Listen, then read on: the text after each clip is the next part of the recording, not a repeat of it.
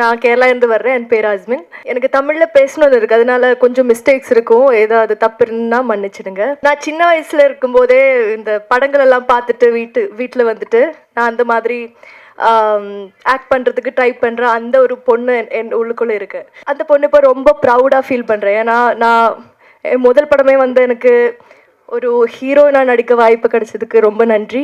யூனிவர்ஸ்க்கு நன்றி. And also thank you so much, Lenin sir, for trusting me with such a great responsibility.